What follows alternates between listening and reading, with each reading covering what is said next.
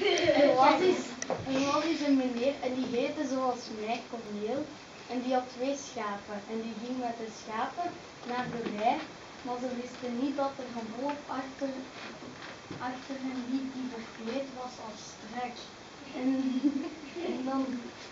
En ineens sprong die wolf voor de schapen en die meneer riep: "Oh help, een wolf, wat moet ik doen?"